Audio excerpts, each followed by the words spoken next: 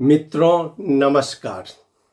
स्वागत है आपका हिमालय टीवी यूट्यूब चैनल में। मैं हूं सच्चिदानंद मिश्र। मित्रों, जैसे जैसे प्रधानमंत्री की यात्रा, चीन की यात्रा करीब आती जा रही है, BRI चीन का बहुत ही महत्वाकांक्षी परियोजना BRI पर चर्चा जोर से चल रही है। हालांकि औपचारिक रूप में प्रधानमंत्री की यात्रा की घोषणा नहीं की गई है, लेकिन फिर भी जो पहले मंशीर का समय दिया गया है, उसी यात्रा पर प्रधानमंत्री जाने के लिए व्याकुल है और उसी डेट पर चीन भी इंतजार कर रहा है। ओली साहब की यात्रा उसी डेट पर हो। लेकिन आइए, मैं आज बात कर रहा हूं BRI, बेल्ट रोड इनिशिएटिव। यह चाइना का बहुत ही महत्वाकांक्षी परियोजना है और इस महत्वाकांक्षी परियोजना के अंदर विश्व के करीब करीब 135 से 147 देशों को पकड़ रखा है, इसमें मिला लिया है। और उसी का नतीजा क्या हो रहा है कि आज श्रीलंका बैंकरप्ट हो गया है। आपको बता दें, यह परियोजना BRI मकड़े की जाल की तरह है। वो ऐसा जाल है जिस जाल में फंसने के बाद निकलना मुश्किल हो जाता है और इसी तरह बहुत सारा कंट्री इसके अंदर फंस चुका है। अब उसको निकलने में समस्या हो रहा है। मैं आज आपको इसी यात्रा पर बातें करने जा रहा हूं। प्रधानमंत्री की यात्रा है चीन की, लेकिन मैं बात करूंगा BRI, ये बेल्ट रोड इनिशिएटिव। ये जो है, इसी में आपको नेपाल में प्रधानमंत्री और विपक्ष का 2 ग्रुप हो चुका है और इस प्रधानमंत्री किसी भी तरह चाहते हैं कि यह BRI कार्यान्वयन परियोजना पर हस्ताक्षर हो इस बार। और उसके लिए उनको जरूरी है कि नेपाली कांग्रेस को साथ में ले, क्योंकि जैसा कि हम जानते हैं कि नेपाली कांग्रेस के ही समर्थन से अभी ये प्रधानमंत्री हैं, KP शर्मा ओली। इसीलिए वो चाह रहे हैं कि प्रधानमंत्री को कांग्रेस का समर्थन मिले। लेकिन यहाँ मसला ठीक उल्टा है। देश 2 भाग में बट गया है। एक BRI नहीं चाहता है, एक BRI चाहता है तो वह सहयोग या अनुदान के तौर पर, और दूसरा ग्रुप जो है सो BRI ऋण और सहयोग दोनों स्वीकार करने के पक्ष में है। और इसके लिए प्रधानमंत्री जी तोड़ कोशिश कर रहे हैं। लगातार दिन रात वो प्रयत्नशील हैं कि किसी तरह उनको स्वीकृति मिले, यहाँ से नेपाली कांग्रेस स्वीकार कर ले और वो जाकर इस पर हस्ताक्षर करे। हाँ, यहाँ मसला, और इसके लिए मैं बताऊं कि सिंह दरबार से कई तरह की बातें, अफवाहें बाहर फैलाई जा रही है जो प्रधानमंत्री की यात्रा को लेकर। अब प्रधानमंत्री भी थोड़ा नरम हुए हैं कि वो चीन की यात्रा करेंगे, उसके बाद भारत की भी यात्रा करेंगे।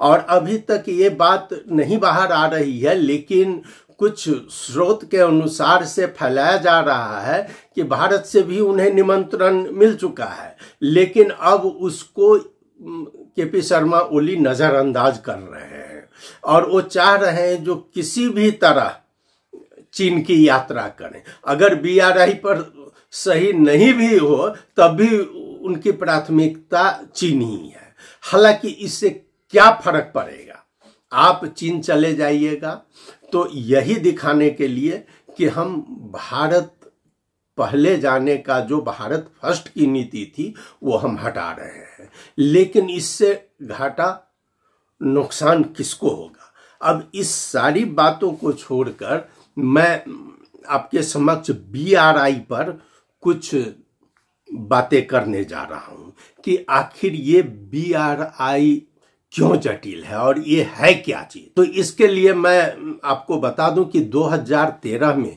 चीन के राष्ट्रपति बनने के बाद Xi Jinping one belt one road की घोषणा की थी, यानी कि OBOR। उन्होंने कहा कि इसका उद्देश्य दुनिया के साथ चीन के रिश्तों को मजबूत करना है। यही कहकर उन्होंने दुनिया को फंसाने की कोशिश की। लेकिन देखिए 13 में उन्होंने घोषणा की, फिर 15 में आकर उन्होंने OBOR का नाम ही बदल दिया, उसका नाम BRI रख दिया, यानी कि बेल्ट एंड रोड इनिशिएटिव। अब यहीं से शुरू होती है कि चीन का मंशा क्या है। अब चीन के मुताबिक BRI बीजिंग की मुख्य अंतर्राष्ट्रीय सहयोग की आर्थिक रणनीति है। ये सभी कांतिपुर में भी निकाला है और नई पत्रिका में भी निकाली गई है। चीन का कहना है कि यह कनेक्टिविटी, व्यापार और आर्थिक विकास के क्षेत्र में काम करेगा। उसके अंदर चीन हवाई अड्डों, बंदरगाहों, बिजली संयंत्रों, रेलवे, सड़कों, पुलों और सूचना प्रौद्योगिकी के क्षेत्र में काम करता आया है और कर रहा है।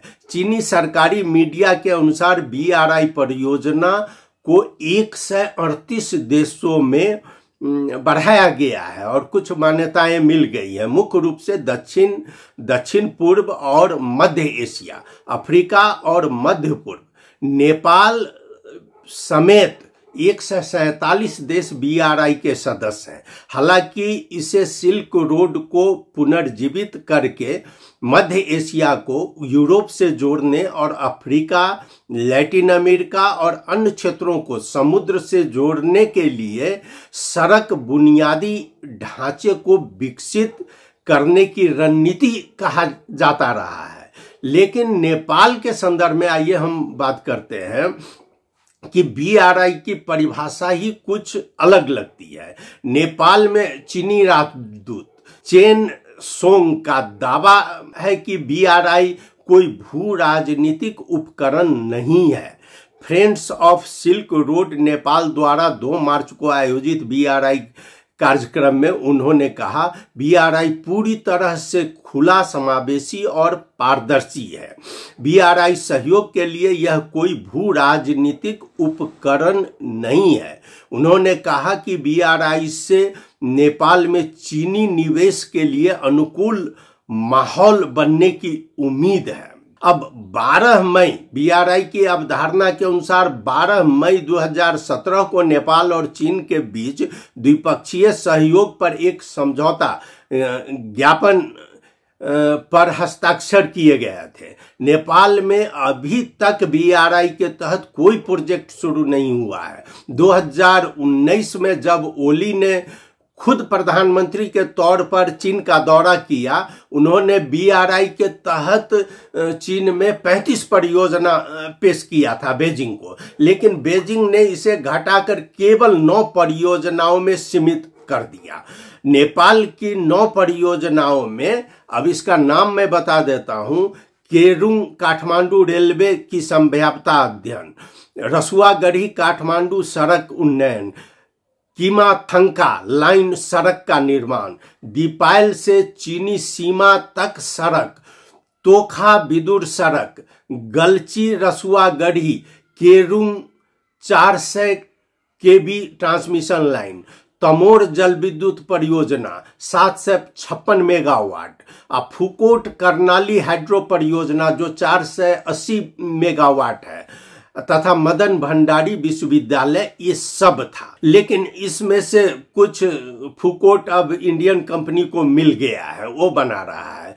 चीन नेपाल से BRI को आगे बढ़ाने के लिए और इसका कार्यान्वयन करने के लिए दिन रात प्रयत्नशील है। उसका कर्मचारी, उसका जो ब्यूरोक्रेट्स हैं सो मंत्रालय में दौड़ रहे हैं और बार बार यह कह रहे हैं कि यह परियोजना को कार्यान्वयन जल्द से जल्द कीजिए। यानी कि उनका लक्ष्य है कि इस बार प्रधानमंत्री की जो यात्रा है इसी यात्रा में इस पर सिग्नेचर किया जाए। आपको बता दें कि 2023 में तत्कालीन प्रधानमंत्री पुष्प कमल दहाल चीन यात्रा के दौरान इस पर हस्ताक्षर किए थे, लेकिन इस एक समझदारी थी, वह कार्यान्वयन नहीं हो पाया है।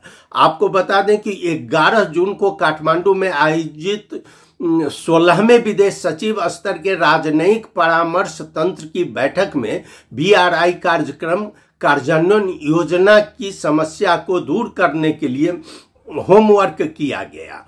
तत्कालीन प्रधानमंत्री पुष्पकमल दहाल ने अपने ही पार्टी नारायण काजी श्रेष्ठ के नेतृत्व में मंत्रालय द्वारा भेजे गए जो प्रस्ताव था उस प्रस्ताव को रिजेक्ट कर दिया गया। इसके बाद भी कई बार यह हुआ कि अब इस पर सिग्नेचर किया जाए। ओली साहब की भी यात्रा में ये बढ़ाया गया, लेकिन विदेश मंत्री साउद साहब थे, उन्होंने इसको इनकार कर दिया और इस पर कुछ और होमवर्क की जरूरी है उन्होंने बता दिया। अभी आपको आकर जैसे जैसे ये बढ़ रहा है, आगे बढ़ रहा है, तो अब प्रधानमंत्री की ओर से जो खटाए गए हैं उसमें कई लोग केवल यह दिखाना चाह रहे हैं कि यह परियोजना नेपाल के हित में है। परियोजना पर सही करने से नेपाल को फायदा ही होगा।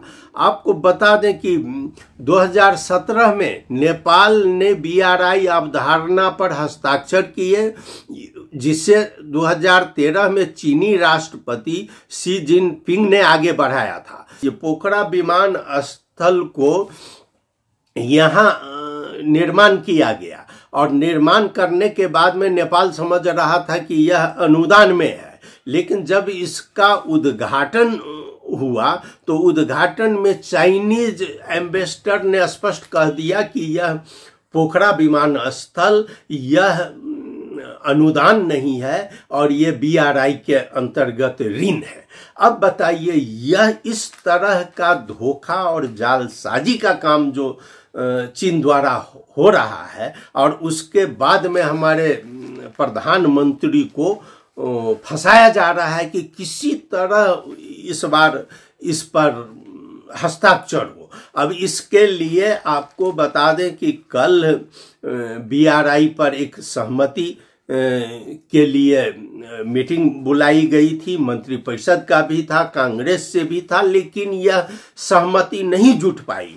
बाद में ओली साहब इस पर भी सहमत हुए कि इसको सहयोग के रूप में ही किया जाए। आपको बता दें, आज ही कांतिपुर ने फिर से लिखा है कि सहमति जुट न सकेको छैन, BRI कार्यान्वयन चीनबाट अनुदान मात्रै लिने कि ऋण पनि लिने भन्नेमा दुई ठूला दल समझदारी बनाउन गृह कार्य गरिरहेको छ। अब भ्रमण 17 से 21 मंसिर तक का दिया गया है अनौपचारिक रूप से, लेकिन अभी तक यह नहीं है कि ये BRI पर सिग्नेचर होगा या नहीं होगा, जबकि चीन की पूरी कोशिश है कि ये BRI पर हस्ताक्षर हो। आपको मैं बता देता हूं कि प्रधानमंत्री के सलाहकार विष्णु रिजाल और आर्थिक सलाहकार खतीवारा जी, ये दोनों लगे हुए हैं। इन दोनों को प्रधानमंत्री ने लगा दिया है और कल ही जो मीटिंग हुई है, कल के मीटिंग में प्रधानमंत्री स्वयं इतना लिबरल होकर बता रहे थे कि इससे ये सहयोग है, इस पर सिग्नेचर करने से कोई फर्क नहीं पड़ेगा। मैं बता दूं, उन्हीं के अनुसार जो आज का कांतिपुर में निकाला गया है, ये ऋण की अनुदान भन्ने विषयमा प्रधानमंत्री ओली बिहिबार मंत्री परिषद को बैठक बाटे प्रश्न पार्ने कोशिश गरे। सरकार का एक मंत्री, उसका नाम नहीं बताया जा रहा है, लेकिन उसके अनुसार यह पता चला है कि प्रधानमंत्री ऋण नहीं लेकर अनुदान के रूप में भी सही करने के लिए इस पर तैयार है। अब ओली साहब का इसी बीच में इतना लिबरल हो गए हैं कि कल सुने कि मंत्रिपरिषद में ही उन्होंने कहा कि ये आने जाने का खेल लगा रहता है, इसको मुद्दा नहीं बनाया जाना चाहिए। हम चीन से लौटेंगे तो उसके बाद हम फिर भारत भी जाएंगे। अब ये खुला नहीं गया है कि भाई भारत का निमंत्रण कहाँ है क्या है, लेकिन ये अपने से ये बताए हैं कि माँ आउने बीती गई मेरो भारत भ्रमण हुंसा। और लेकिन उन्होंने बहुत सुझाव भी दिया है। अब आइए उनका क्या सुझाव है जो कि इतिहास भी उन्होंने पढ़ाया है वहां पर। ओली जी ले चीन भ्रमण लगते भारत जाने संकेत पनी करे। ये देखिए जो कहा जाता है फुसलाने का काम वो भी कर रहे हैं। जहां को पहलो निम्तो आयो त्यतै जाने हो, चीन भ्रमण गरे पछि उता भारत पनि जाने हो, ओली को भनाई थियो। उनले मन्त्रीहरूलाई तत्कालीन प्रधानमन्त्री बीपी कोइराला को भारत भ्रमण को उदाहरण दिँदै, अब देखिए ये बहुत बड़ी बात है कि ओली साहब ने बीपी कोइराला का एक भारत जाने का इतिहास यहाँ पर रखा है। जो बीपी कोइराला जब काठमांडू दिल्ली गए थे तो उस समय वहाँ ले अपनो खल्तीमा, ये ओली साहब के अनुसार है कि इसको थोड़ा ठीक से सुनिए कि 2015 को निर्वाचन पछि भारत भ्रमण में जादा तत्कालीन प्रधानमंत्री बीपी ले खल्तीमा लिखित एजेंडा बोक्नु भएको थियो। तर उता जाने बित्तिकै नेहरूले सुरक्षा संबंधी एजेंडा उठाउनु भयो। और ये सुरक्षा संबंधी एजेंडा उठाने के बाद अब यहाँ पर आती है बात सार्वभौमिकता की।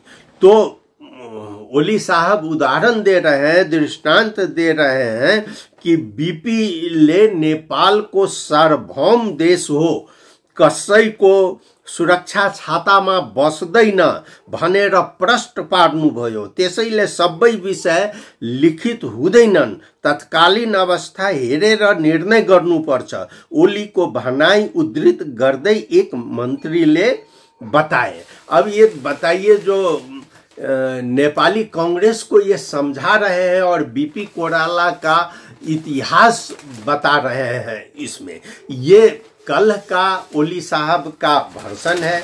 उन्होंने एक दिन पहले ही अपने सलाहकार और इसके द्वारा एक आर्टिकल कांतिपुर में निकलवाए जिसमें चीन भ्रमण को दक्षिणी तरंग, और ये विष्णु रिजाल जी का ही है। इस चीन भ्रमण के कारण दक्षिण जो है, यानी कि दक्षिण का मतलब यहाँ भारत ही समझा जाता है, भारतीय तरंग।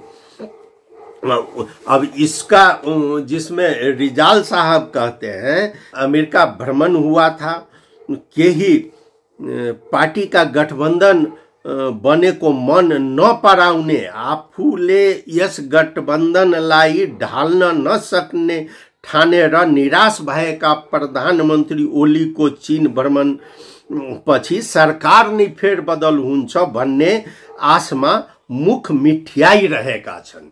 यानी कि ये इनका प्रचंड जी पर ये फेंके हैं और वो उनका मानना है यहाँ पर कि गत महीना न्यूयॉर्क में प्रधानमंत्री ओली भारतीय प्रधानमंत्री नरेंद्र मोदी बीच भेंट हुँदैन। यहाँ पर जो हल्ला था कि मोदी साहब से इनकी भेंट होगी ही नहीं, तो वैसा लोग अभी भी सक्रिय हैं और वो इस हिसाब से है, अब नेपाली में है यहाँ कि वो लोग इंतजार में है कि अइले अंडा पहले कि कुखरा पहले, मतलब पहले अंडा या पहले मुर्गा। इसी मनोविज्ञान से ओली साहब का विरोध किया जा रहा है। अब इस तरह की बात ये इनके सलाहकार महोदय का एक आर्टिकल है उसमें दिया गया है। और इसी तरह और भी राजनीतिक कर्मचारी जो है और पुराने राजदूत लोग हैं वो लोग भी अब खुलकर आ रहे हैं कि 7 वर्ष पहले जो BRI समझौता हुई वह अभी तक गोप्य क्यों है।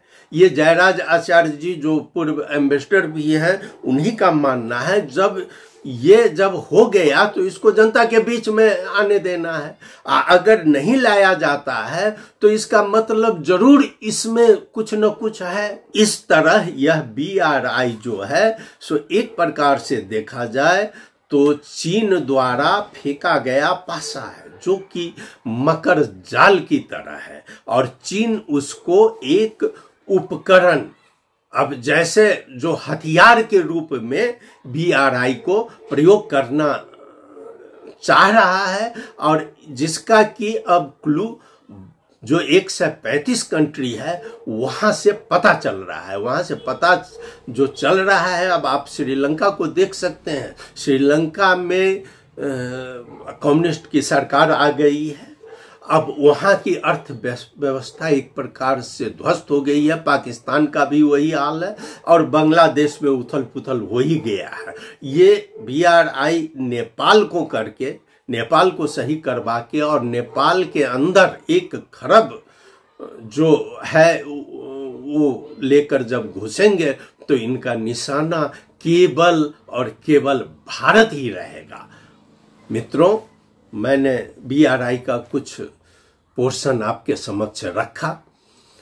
आशा है आपको पसंद आएगा। आप जरूर अपनी प्रतिक्रिया हमें भेजें। आपने सुना इसके लिए बहुत बहुत धन्यवाद। और हाँ, आप हमारा हिमालनी TV YouTube चैनल सब्सक्राइब करना नहीं भूलें। धन्यवाद। नमस्कार।